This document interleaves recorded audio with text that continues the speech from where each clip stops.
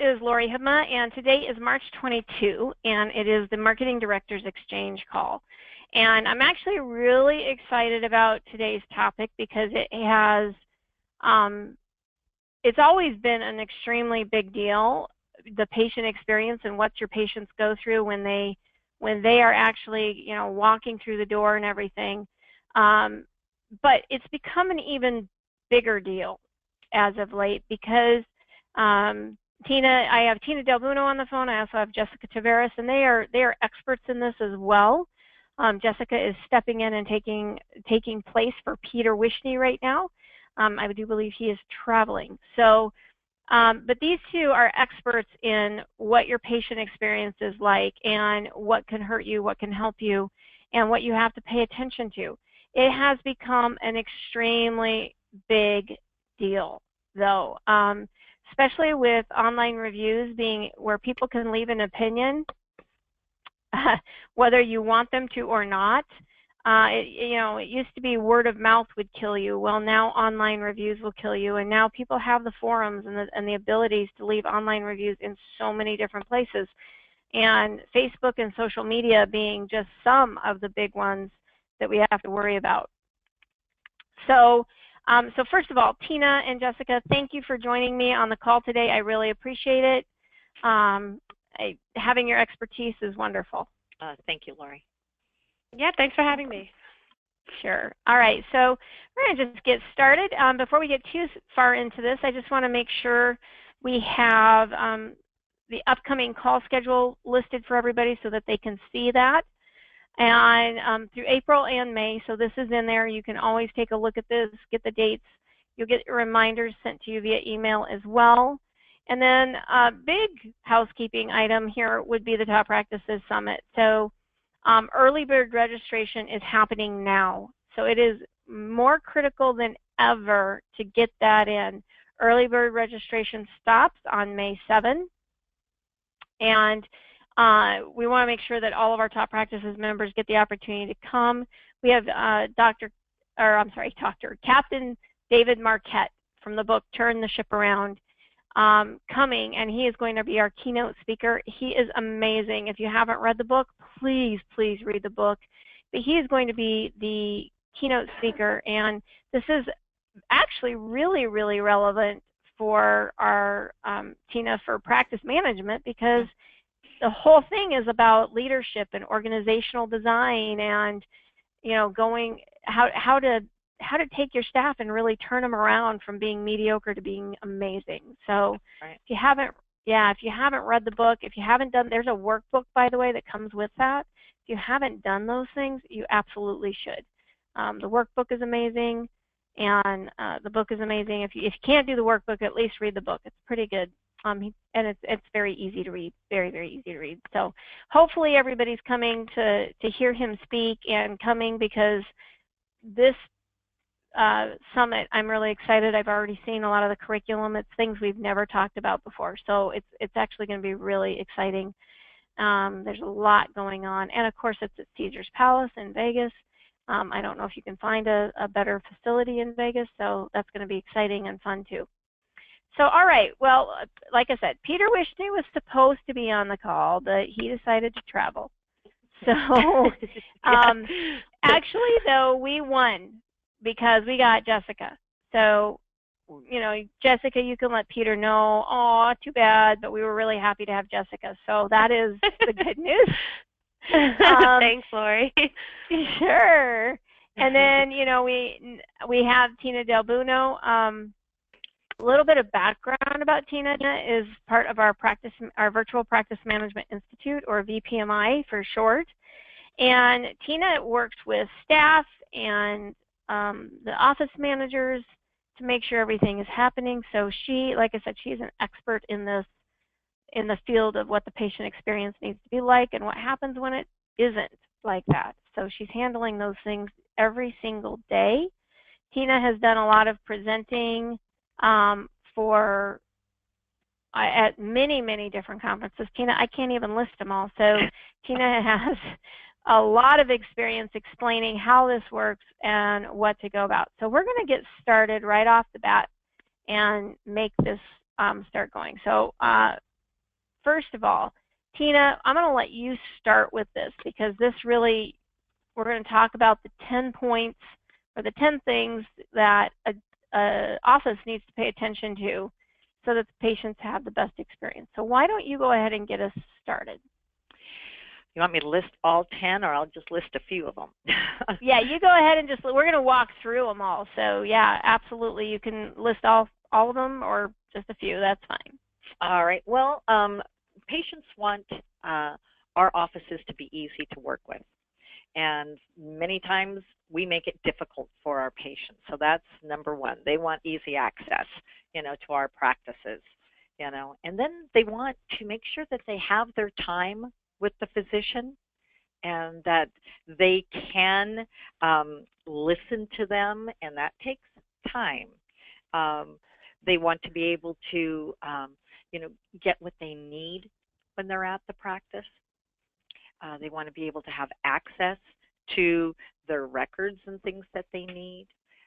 They want us to be able to get them in when they need to. A lot of times I'll get calls in my own practice. In fact, the other day we were real surprised. Someone called us. They had just rolled their ankle, and they had called a local podiatrist to see, and they said, well, it would be 4 to 6 weeks. This was an urgent thing.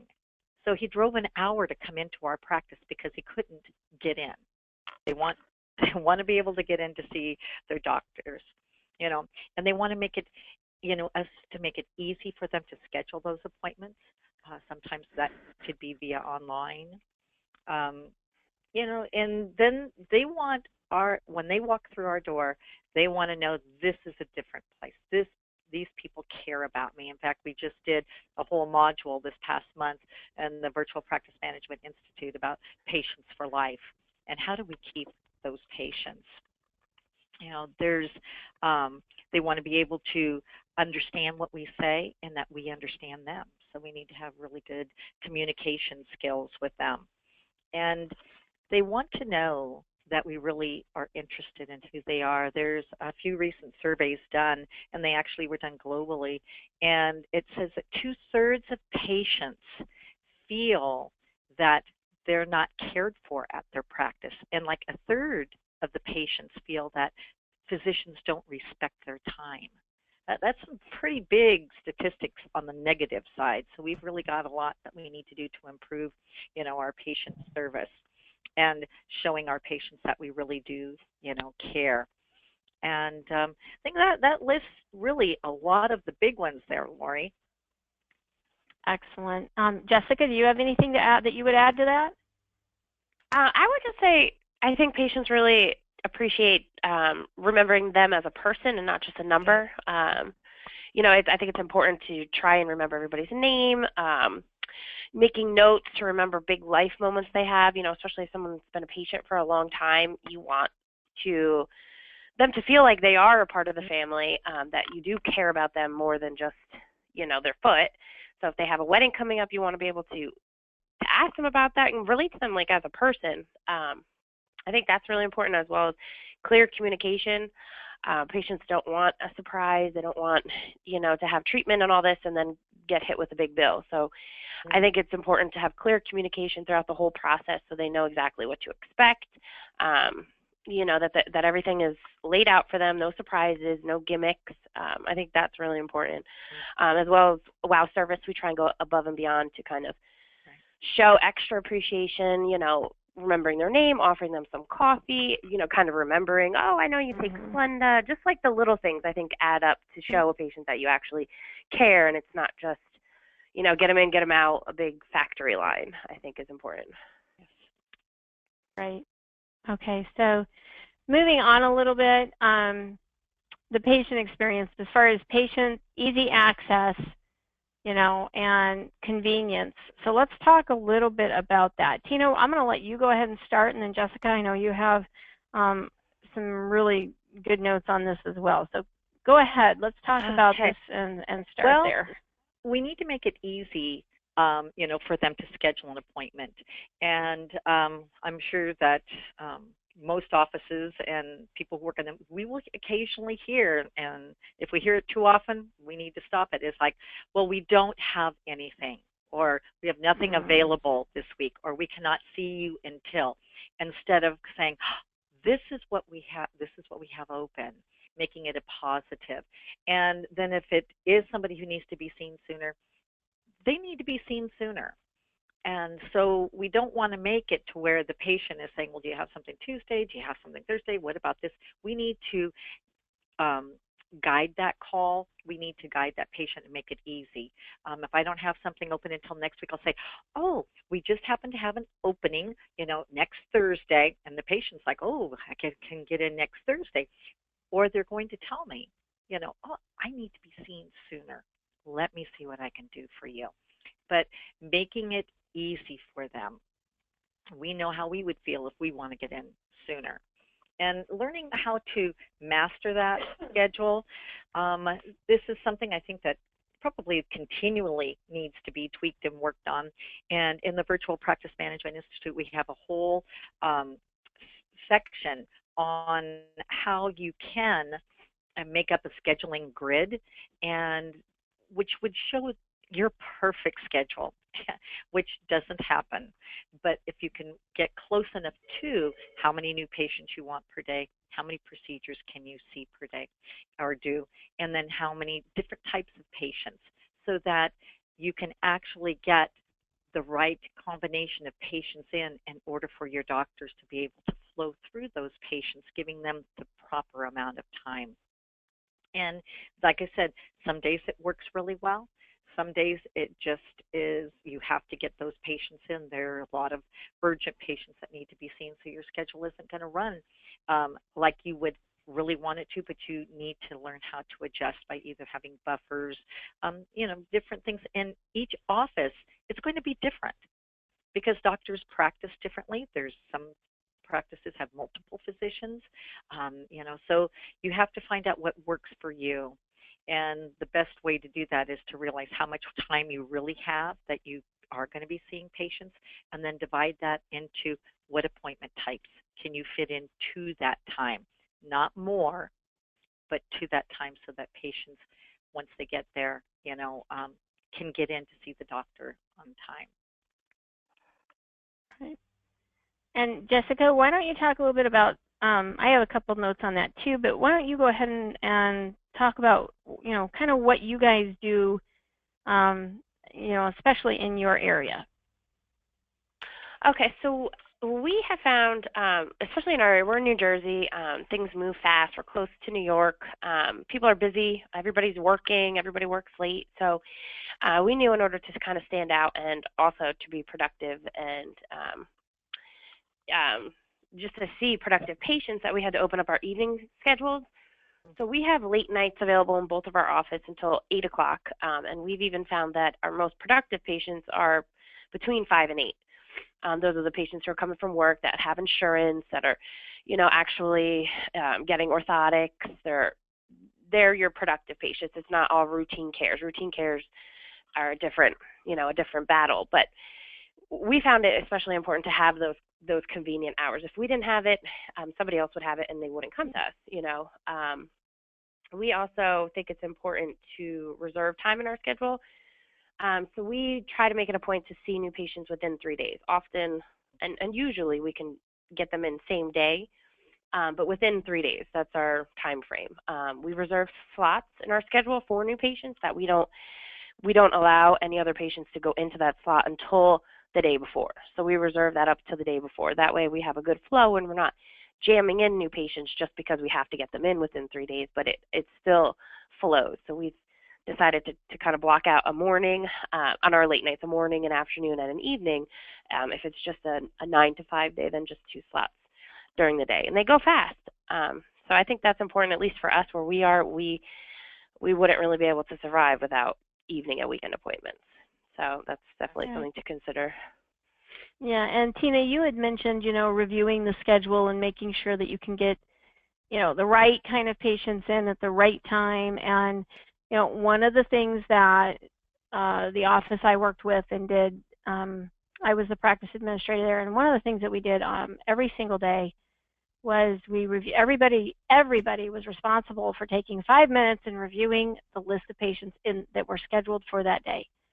And as our MAs and as our entire team would work with patients, you would hear things. You would hear things like, hey, last week we knew that the last time they came in, they said they were going to be going on a vacation. They went to see their daughter, their grandson got married. They were going to go run a 5K, all these different things. And so everybody on the team was responsible for making sure that those things about those patients were communicated. It should be in the patient file, obviously, but let's face it, first thing in the morning when you're looking at this long list of 35, 45 patients that are walking through the door, you don't necessarily look at that and read every single note. But we were responsible for doing that, and whether it meant we took 10 minutes before patients walked through the door or whether it meant we took 10 minutes an hour to do that, everybody was responsible for knowing that personal information, so that when the patient walked to the door, when they walked up to check-in, when they walked out to check, and they were at checkout, when they were in the room with the MA, everybody was asking them, and it was amazing how many times we were told, I can't believe you guys remembered that. Mm-hmm. And that is a huge deal. That is, if people don't understand marketing, that is PR at its finest. So that is just one of the things I would highly recommend. If you don't have your team doing that, giving them an extra 5 minutes. They're supposed to punch in at 7 o'clock, having them punch in at 6:55, with that being the sole purpose, meaning somebody else has printed out the patient list the night before, and that sole purpose for 5 minutes is just to review the patients coming through the door, so that you can all say, oh, hey, remember so-and-so did this or so-and-so did that. It does really work. Yeah. So, Lori, in our office, and in a lot of our practices that are with VPMI, because this is one of the things that I really believe in, is the morning huddle. And we sit with our doctor, and he goes through the schedule, and we open up every appointment and look at it, what that patient's coming in for, because not only can we say, oh gosh, remember, they had their grandbaby last week, and it's usually in the appointment, then we also can say, or someone can say, doctor, remember, this person really takes a long time. How do you want me to get you out of that room? Or how are we going to, anticipate the needs and stuff like that? Morning huddles, 5 to 10 minutes, will change your practice, and doing it all together as a group if you can. Yeah, and what's really fun? If you have somebody who takes a long time and they're not, diabetic or something, offering them a granola bar towards the end of their appointment, so they're busy chewing rather than talking, is always helpful.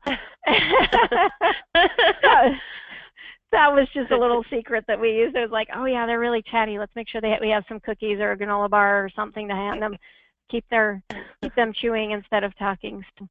Yeah, not just a little side note. Anyway, all right, so moving on. Tina, you definitely had some ideas as far as time flow studies on patient visits and what that looks like. Yes. So first of all, when you say a time flow study, because we have some marketing directors on here that may not be familiar with that, can you first of all explain time flow studies and then explain how you use them? Okay. We have kitchen timers all around our office.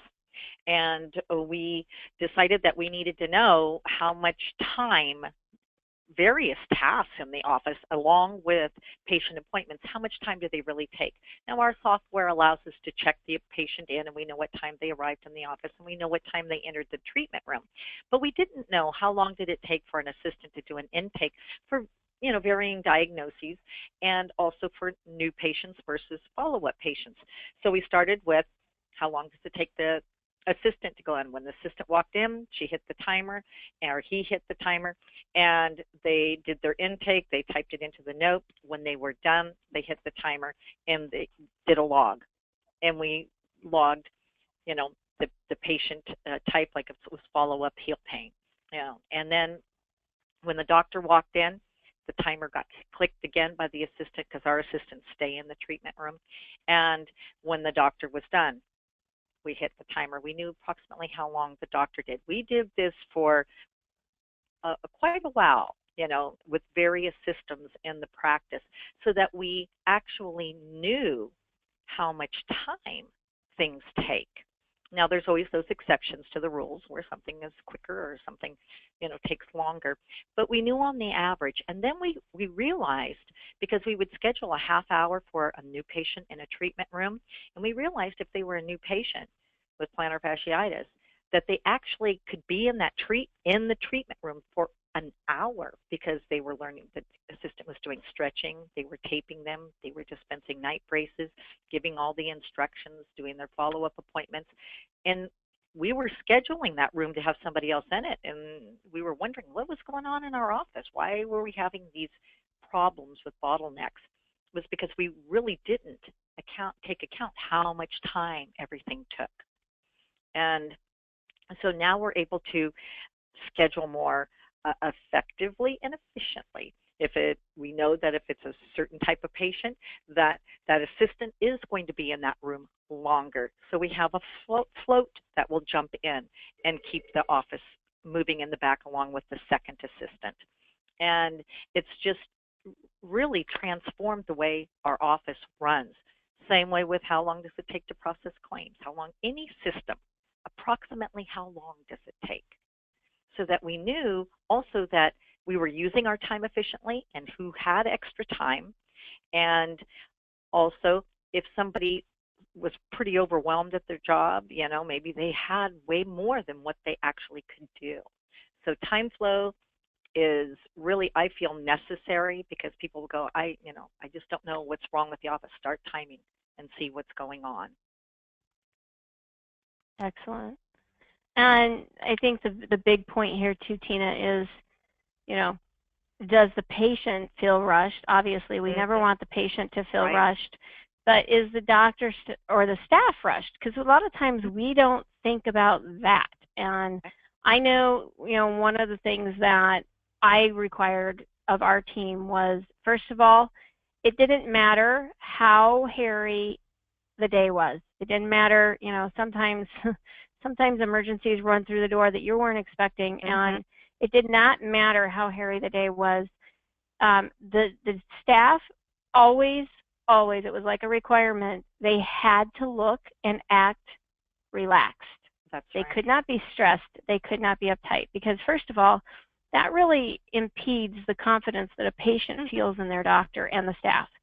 If I feel like my doctor and that I go see is rushed, or his staff is rushed, I'm going to question the kind of care I'm going to get. Right. Patients feel it and they don't feel the value. Right. Exactly. And does the staff smile? We actually, every person at every station, we had a little can. And if anybody on the other team witnessed somebody on the team not smiling when they were talking to a patient, they had to put a nickel in the can. And I know, and it was pretty funny, because at the end of each month, then we would take and everybody had to total up their can, and we made it so they couldn't open the cans, by the way. But they had to total up their can, and whatever amount was, whoever had the most, that they had, basically got caught not being happy. Everybody had to combine their nickels, but the person who didn't do it, they were responsible for bringing in lunch for the team. Oh gosh. Oh wow. Yeah. And it could be homemade, it could be bought. Sometimes there was plenty of change, let me tell you. They could order a pizza, you know what I mean? It doesn't take much. But they basically, if there wasn't enough money to cover it, they had to cover it themselves. And I'll tell you what, it got to the point where it was really hard to get anything out of anybody, because nobody wanted that responsibility. But it was, but then you turn it into something fun, like, okay, if we can keep it under $1, then the doctor buys lunch.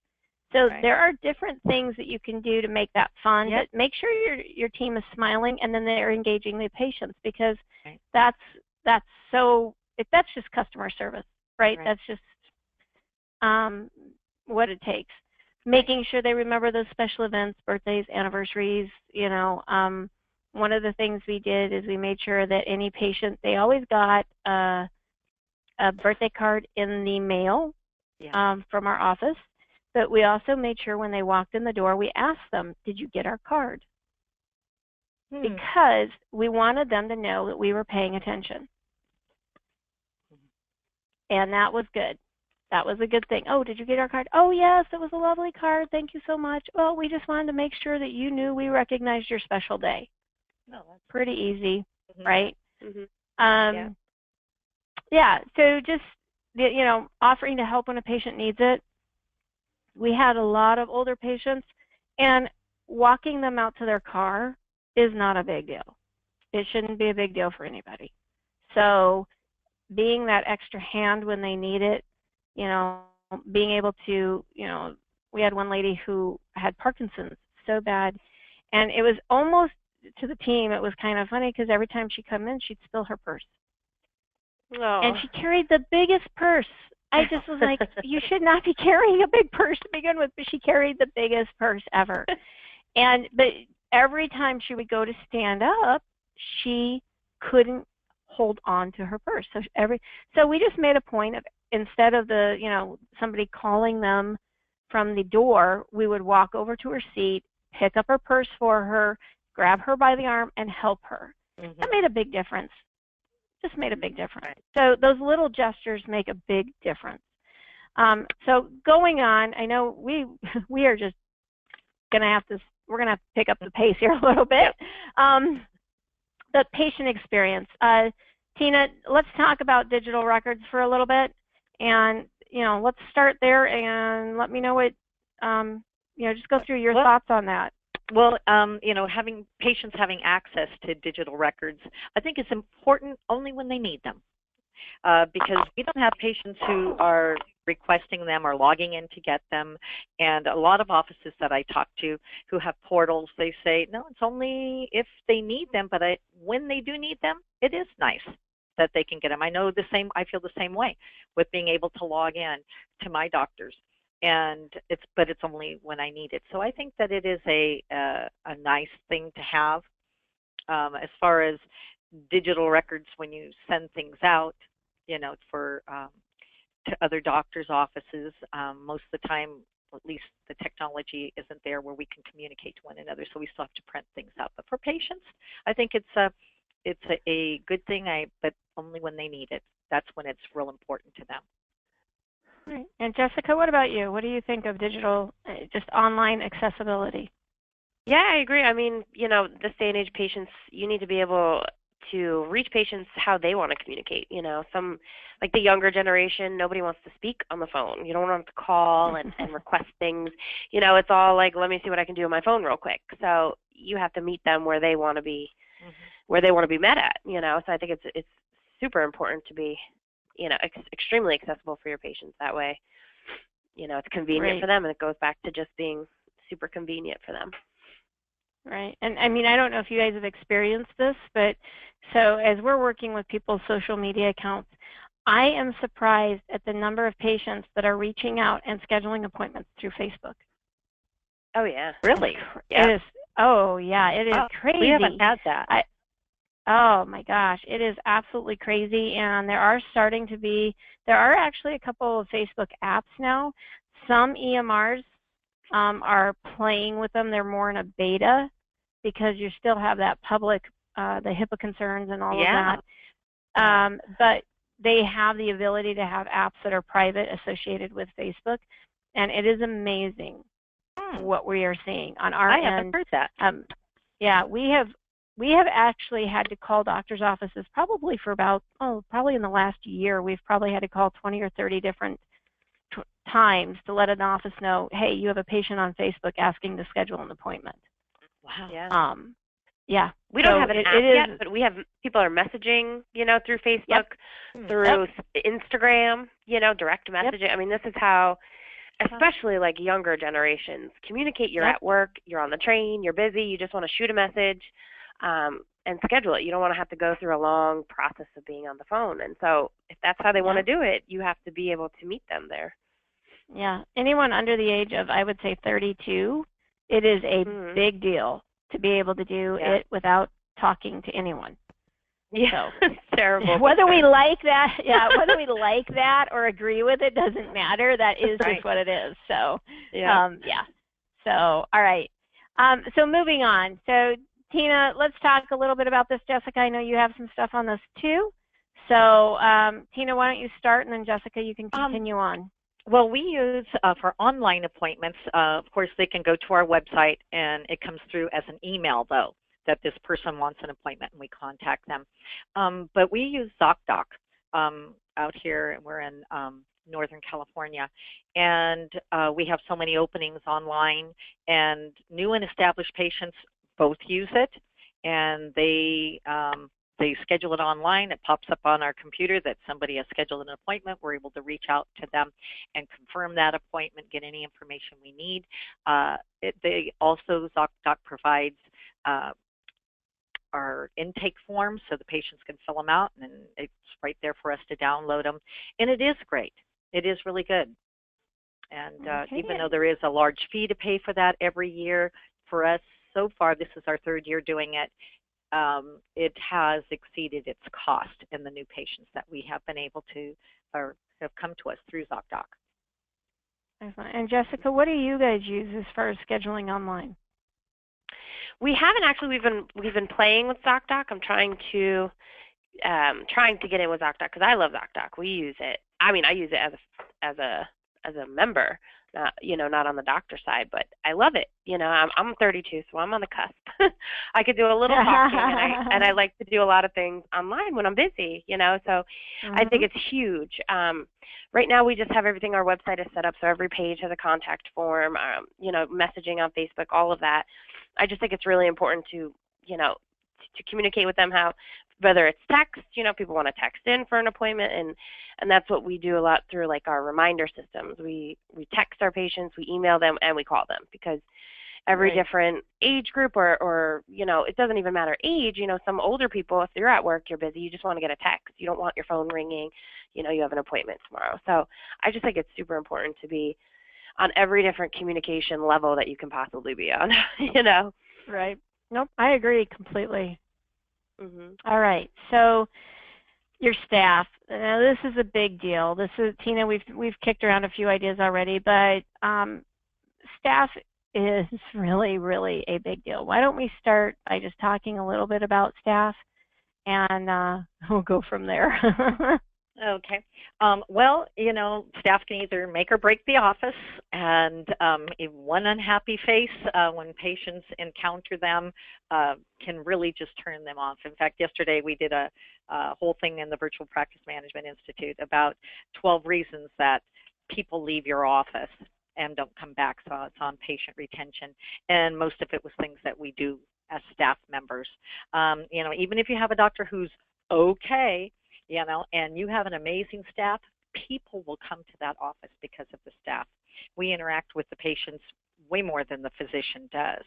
And but if you have an excellent doctor, they are the top, foot and ankle surgeon in the country, and you've got a stinky staff, you know what?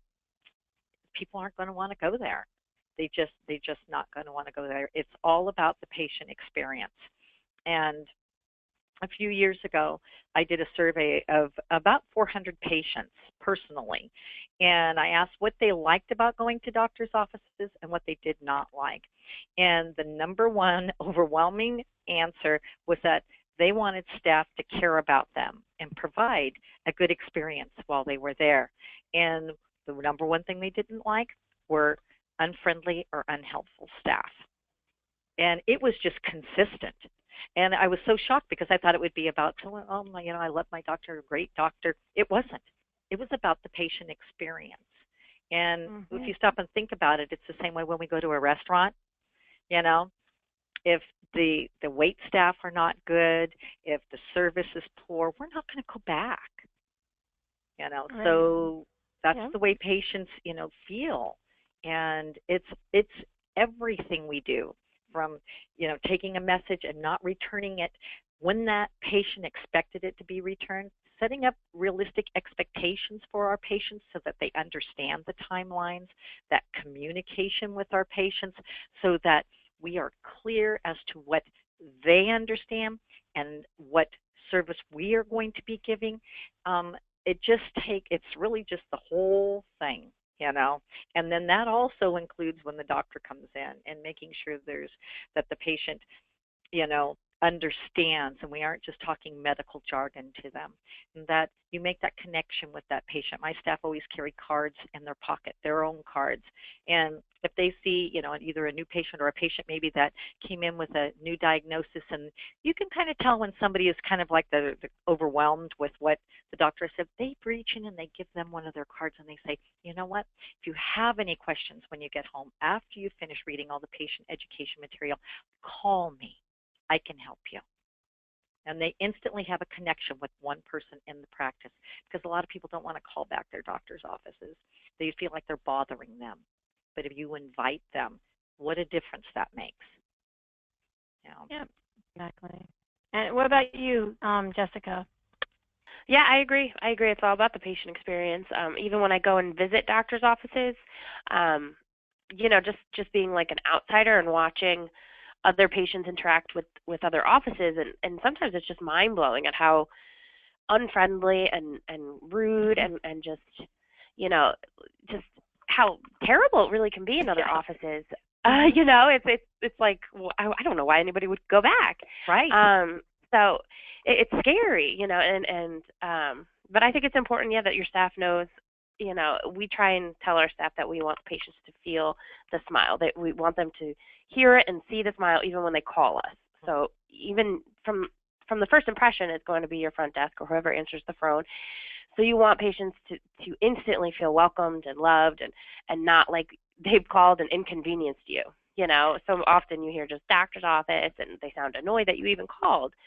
So I think it's important from the minute that, patients walk in the door or make the phone call, as soon as they start interacting with your office, whether it's even online, you want it to be a friendly, warm, inviting experience and not, like they've actually are annoying you. Mm-hmm. I think that's huge. And training, and training is huge in our office. So we train all the time to be consistent to how to handle the needs of our patients so that we don't ever get flustered, especially in their face, and get look flustered like we don't know what we're doing. So it's important to constantly train so that we're all, if you're knowledgeable, then you're confident, and then you'll come across confident and happy, and that's where we want our staff to be. Right. Yeah, and I think it's a big deal, So Tina, just about a month ago, we were down in Tampa. Mm-hmm. And there was a restaurant at the top of the hotel. So there was me and Dave and Martha and a couple people. We went up to this restaurant, and we were like really excited because it's on the very top of the hotel, and you can see all of Tampa and the lights, and it was pretty, and it was supposed to be an amazing restaurant. And it was. The food was very good. Everything was really good.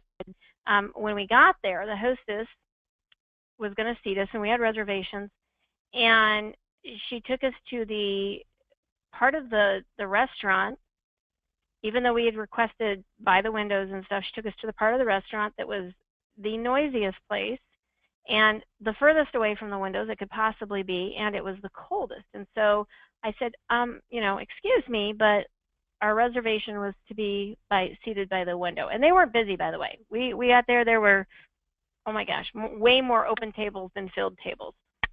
And she got mad. Like I had inconvenienced her by not accepting what she had decided. I mean, mad. And so the rest of the night, we ended up getting the table we wanted, and our server was phenomenal, and the food was good. But, it did taint my opinion and my experience. And so I don't know if you remember. That out more. Yeah, and the next day, Tina, I even told you, I'm like, yeah, we wouldn't go back. Right. We wouldn't go back. As good as the food was, as good as everything was, I wouldn't go back. Yeah. And I had the same experience even with an OBGYN. I had an OBGYN that was phenomenal. Loved him. He was a great doctor and one of the best. I mean, this is where other doctors send their wives, or the other doctors go to this guy. And he was phenomenal. He was great. But his staff was horrific. Yep. And I thought, if I have to deal with them one more time, just getting a prescription refill or anything like that was a nightmare. Yeah. And I wouldn't go back. So it is understanding that first impression whether it be via phone or in person, is critical. And if somebody on the staff is having a hard day, being able to say to that person, okay, you really need to turn it around, or you need to take the rest of the day off unpaid and go home until you can turn it around. Being able to be a hard line like that is critical, even if it means the other staff have to step in.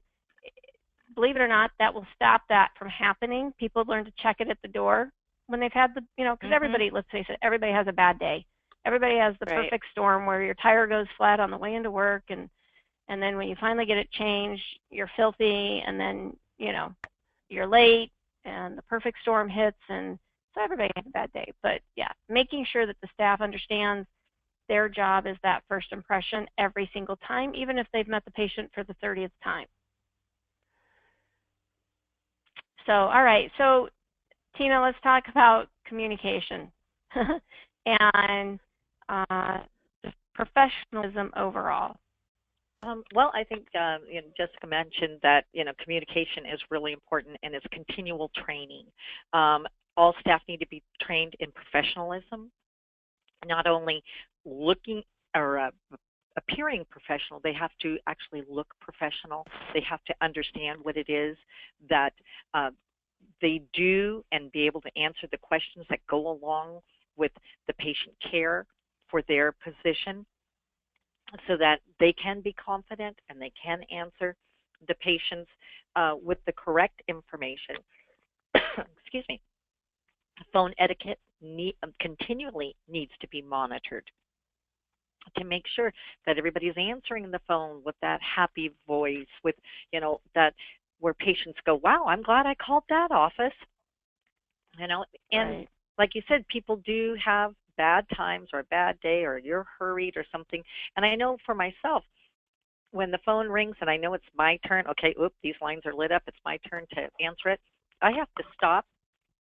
I look at my clock on my wall to make sure is it morning or afternoon, and then I prepare to focus and pick up that phone so that my whole attention is going to be on whoever is calling, because I could have stacks of tax stuff and payroll and everything out on my desk, but no, that patient who is calling my office needs my attention, and I need to give them the best service possible, and that just takes a second to just focus on it, but it needs to be monitored and continual training.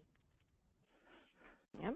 So, and Jessica, you have a couple of interesting comments here, so why don't you go ahead? I actually have a couple questions for you, so go for it, though. Sure. So what we do with our EMR is we mark notes on our patients' accounts. It's hard when you have a lot of patients to remember so-and-so's birthday and so-and-so's anniversary and everything that comes with the patient. So our EMR allows us to have a pop-up system. So when a patient comes in, we set the notes as we know. When a patient says, oh, by the way, my so-and-so is getting married, the doctor will put the note in, and it triggers. So the next time they're in, it'll pop up and say, ask about this wedding, the daughter's wedding. So it just pops up so the doctor can just instantly start talking about it. And the patient doesn't know that they're reading notes about them. But it just helps, excuse me, the doctor and the patient. It gives them like a conversation starter, a point to talk about. It shows that our doctors care more about the patient individually instead of just, again, it's like a number. And it makes the patients feel really good. It shows that we care, we value them. It just allows us to connect with them on a personal level and not just about their foot care, which just goes back to, being able to give a quality appointment and not just a quick appointment. Even if it is a quick appointment in the appointment time, at least it shows quality over just, here's your foot care, blah, blah, blah, see ya. So I think it's really important to take the time to recognize those things. And thankfully, our EMR is really good at allowing us to use those pop-ups. Right. Well, and I think, too, this, again, it comes back to training, making sure that your staff is trained for every potential type of communication they're going to need to know. If they don't know what to say when they're trying to communicate with the patients, If they're fumbling around because, oh my gosh, this is a new situation and I don't know what to say about this, that's going to be a big deal. That's a huge deal. Communication means exactly what you just said. They have to be really, really confident. So, yeah, I agree 100%. And okay, so how can we make staff appointments go smoother? Or, I mean, how can the staff make appointments go smoother? Whoops. Yeah. So how can that happen? And Jessica, you made a note here. I'm going to have you go first real quick because you made, just in your notes to me a little bit, you made a note as far as like when a patient cancels their appointment and, asking about whatever the situation was that forced them to cancel their patient. So can you explain what you guys do in your office for this? Yeah, sure. So we do recalls in our office. We have a bunch of different campaigns that we do so that we don't just lose patients on the schedule. So if a patient calls and they're sick and they have to cancel, we put a note in their account. So when we're going back through our system to recall these patients and try and get them to reschedule, instead of calling them and saying, hi, Mary, so I'm calling to reschedule your appointment you missed last week, our whole tone is completely different. We call them asking them how they're doing. That's the first and pretty much the only concern. Patients know that you eventually want to make an appointment. You know what I mean? They kind of get the gist of the call, but if you call with the mindset of, let me see how so-and-so is doing, actually from a caring perspective, the patients really appreciate it. It shows that you care. I think it's important to constantly put notes, and notes are huge in our office. We put notes for everything, and if you don't put notes in, it's like you're the worst person because, it just makes everybody know exactly where they left off with the patient. So if we didn't know that Mary was canceled because she was sick, we can't call her and ask her how she's doing, and then it makes us look bad when we call and say, we're calling to reschedule your appointment. And they're like, well, I told you I have the flu. I can't come back in. It shows that we don't know what we're doing, on top of the fact that if you call with a caring tone, they're much more receptive. It's just so much more caring than just, I'm calling to reschedule, I'm calling to reschedule. It's much more relatable, I think, for our patients. They really appreciate it. And then it's much easier to schedule an appointment. They're caught off guard. They're not like, oh, geez, here we go. I got to make an appointment. I got to get my book. They're like, oh, yeah, oh, thanks. I'm doing much better. Yeah, you know what? Thursday is great. It makes it better for everyone. The patients feel our caring and our love, but yet we accomplish our goal of actually getting them back on the schedule. So it's like taking a whole different approach, I think. Yeah, for sure. Tina, what about you? Let's talk a little bit about that. Well, I think that we show that we're interested in them by anticipating their needs. And prior to them coming to the office, do we have all of our ducks in order? If they're coming in to review an MRI, do we have the MRI? Has the doctor already reviewed it?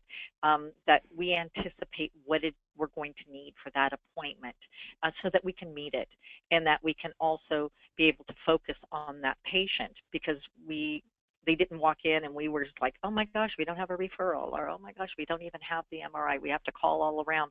That isn't showing that patient you were ready for them, So if we also, for the doctors to show that they're interested, we have all of our whole staff scribe. We were trained to scribe. Someone is always with the doctor scribing the notes so the doctor can give that patient their full attention, which patients are shocked. They're like, wow, the doctor's actually looking at me and talking to me. Occasionally they have to look away and talk to their assistant. And they say, excuse me, let me tell my assistant this. And so they can put it in the note. And, it just is that anticipation of who's coming in, like you were talking about looking at the schedule, knowing we go a week out and start looking at what are we going to need? Do we have everything we're going to need for these patients who are coming in? And I think that that's really key. Yep, exactly. Being prepared. And that also helps the staff not look like they're hurried or stressed. So it all starts to tie together. So, all right. Now, patient experience. I'm going to take this one because the one thing that I don't think a lot of doctors realize, some do, by the way. Some are very much in tune to this. But the simple fact of the matter is your patients are already talking about you before they get in their car. So from the minute they leave your office to they walk to their car, what is usually the very first thing somebody does? Jessica, what do you think that would be? Can you repeat that, Lori? I'm sorry. That's okay. What do you think your patients do once they leave your door and they're walking to their car? What is usually the very first thing people do? You know? Yikes. No. First thing here it is. It's really easy. The first thing they do is look at their phone. Ah, yeah. Right? Uh-huh. Very first thing. I shouldn't, now some of your older patients don't do that, but your younger patients, and when I say younger, I'm going to say under 60, because I know my husband is 58 and he does this. Yeah, Very first thing definitely he does true. when you don't even realize it. Nope, you don't even realize it. The very first thing people do is look at their phone. And what do they do on their phone? They're looking at their emails, they're looking at Facebook, they're looking at Twitter. Now, what people need to understand is if that's the case and they have walked out of your office and they are unhappy, do you have any idea how tempting it is to go to Facebook and write a negative review? Yeah. Right? It was actually kind of funny. I had a friend who left a negative review on a doctor's Facebook page, and she knows what I do. So I called her and I said, I want to know, when did you write that review? Was it, after you got back from the doctor's office? She goes, no, I wrote it in the car. She goes, I didn't even make it out of their parking lot. And I thought, wow. So the very first thing that people need to understand is it's no longer just about the patient experience while they're in your office, because they're going to take that patient experience and they're going to project it out one way or another, whether it's calling somebody else and just complaining, which used to be what people did. But now it really is about online reviews.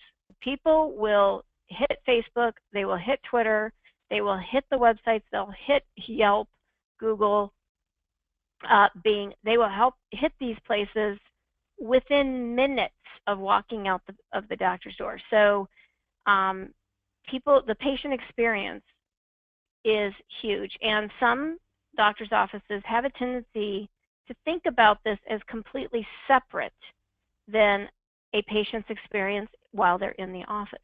And it's not. It's got to be tied together. They have to be linked. So first of all, making sure your patients leave happy is critical. Some of the biggest mistakes that we see is the doctor's office isn't talking to the patients about reviews. They're not asking for them. So making sure that is a big deal. Making sure that is something that is asked for and is thought about. Not only that, if it becomes part of the practices, protocols of asking for reviews, it's going to make people who are at the checkout, the people who are at the very last point of contact with the patient, it's going to make them think about, oh, I should ask this patient for a review. Oh, no, they're not very happy. I better not, right? Because we don't ask everybody for a review. We ask happy people for a review. But it's going to make people pay attention. Well, and if your staff says, well, I didn't ask them for a review because I didn't think they were happy, that's immediately a red flag. Well, because every patient that walks out the door, you should be able to ask for a review. Now, is that realistic? Probably not, because there are going to just be those people who like to live in crabby spaces. So, they're just inherently grumpy. So that's not necessarily, easily attainable. But if you don't feel like you can ask somebody for a review, the reason why needs to be evaluated. That's the first thing. The second thing that we see in regards to patient experience and reviews, if the listings aren't claimed or filled out completely, you don't have the ability to control reviews. You don't have the ability to comment back on them if you haven't claimed them, if you don't owe them. own them, you can't actually claim, you can't respond correctly. And if you don't respond, it looks to other viewers as if you don't care, because other people are going to pay attention to that review. A lot of doctors' offices, they either don't know how to respond or they don't respond at all. The other thing is they don't understand the importance of reviews. And if you listen to the mastermind call 2 days ago, you're going to hear us talk about this a lot. There's a document up in the library, and the call is the last, I don't know, 15 minutes or so of the call, we talked about negative reviews and what that does. What people don't understand is you're not responding or looking at talking to the person that left the review. That's part of the equation. But you have to think about reviews as you are talking to an audience of potential patients. When you respond to a review, or if you don't put a lot of, if you don't give reviews a lot of credit, you are ignoring an entire audience. So you have to think about that as far as reviews are concerned. You have to pay attention to reviews, and actually, you're supposed to respond to reviews within 24 hours. So that, and that's across every health grades, RateMD, Google, Bing, Facebook, all of those. 24 hours is technically the amount of time that you should be responding in. Anything outside of that, you start losing the ability to have an impact on potential patients. So being able to do that, incentivizing reviews, again, that comes within your office. You're not paying somebody. By incentivizing, you're not saying, you know, we'll give you $5 for a review, because you can't do that. I mean, that's technically illegal. You don't want to do that.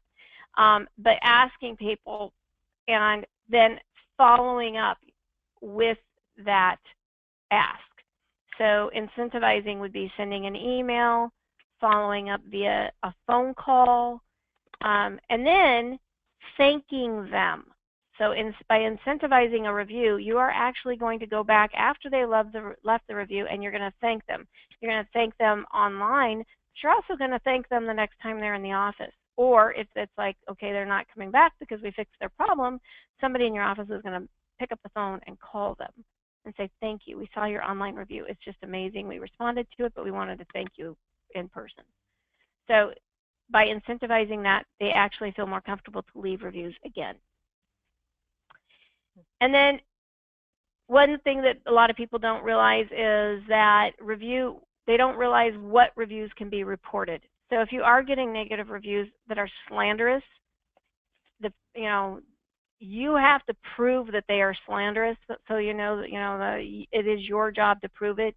You can't just say, well, it's slanderous. You actually have to prove it is. But you can report some of those, and you can have them taken down. So it's no longer as black and white as it used to be. There are some additional things that you can do. Lori? Yeah. I have to leave the call. I have a client that I have to go. No problem. To. All right. I want to thank you so much for having me. No problem. Thank you, Tina. Okay. Thank you for joining us. Bye-bye now. Bye-bye. So, last thing that we want to talk about is a couple other things regarding reviews. And Jessica, please feel free to jump in here anytime. It looks like we've got about a minute left. So listing your business in reviews is critical. Displaying reviews and providing links on your websites to those things are critical. YouTube videos, testimonials, reviews, critical. But making sure that that's been thanked. But I mean, Jessica, you guys have a whole process in place. So tell us what you guys do. Well, we were finding it difficult to get reviews based off of some of the traditional ways we were doing it. We started using a company that we are able to text a link to our top sites. So we could choose which sites we want to use, whether it's Google, Health Grades, Facebook, and usually we put all of them there unless we want to focus on getting some reviews on some places we don't have that many, or if we happen to get a negative review, we want to overload it with positive reviews, right? So we now text our patients. As soon as they leave the office, we text them a link specific to their location. We have 2 locations. So they'll get a link to all of our local Piscataway Googles and Bings and Yahoos, all the specifics. So it just sends them a text message and just says, hey, if you had a great experience, click here. Or I think it says if you would refer us to a friend, click here. If they say yes, then it gives them some links to review us. And they could choose whatever they like. Some people are more on Facebook, some people are more on Google, some people don't have Gmail. So wherever they're comfortable, they can click, and it's like a 5-minute process, just a quick review. If they say no, I wouldn't recommend you. Hopefully that never happens, but it emails me, so then we can address the concern.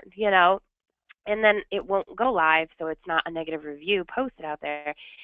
And additionally, we can address the concern and hopefully turn around that patient experience, So if they said, heaven forbid, the appointment took too long, we can then see why it took so long, address it with the patient, apologize, and try and correct things before they just say, forget this, I'm out of here, this place is not for me.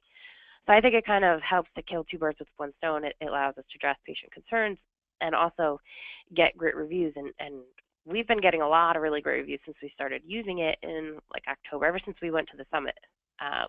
We got the information. So it's been great. I actually had one of our new patients call me yesterday. She works for a dental office and asked me what the service was so she could start using it because she thought it was so great and convenient. You can also email patients through with the links. It's much easier if they just have to click a link and review right there. We found it difficult for patients getting a postcard because then they have to go and plug it in, and who really does that? It kind of gets kicked around. And we still electronic is much better. Yeah. Electronic links are so much better. Yep. Yeah, so much easier. Yep. Excellent. Yep. And then just real quick, some of the things that we just want to make sure people what you need to do now. And I'll kind of go through some of the points that Tina had. So first of all, because I know we're running out of time, everybody needs, when they get off this phone call, they need to have a list of what is it you can do now. So monitoring your patient service, making sure you are looking at it from the patient perspective, every aspect of your practice, making sure it's from the patient's perspective. Everyone needs to be listening to how the office sounds, how the office looks, the presentation of each staff member, how the physicians present themselves. Patients pay attention to details. So you've got to make sure you're always 1 step ahead of them.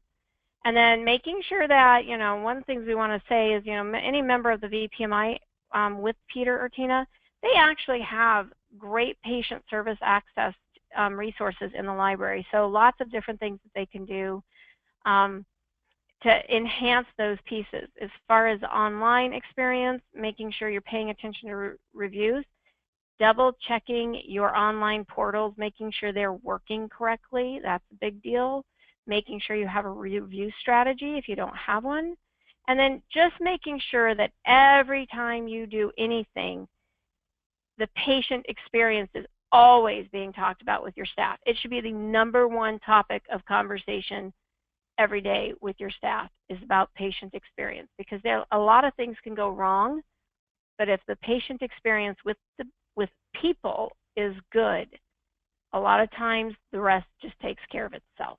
So, Jessica, is there anything that you would like to add to this today? No, I think that was great. Thanks, Lori.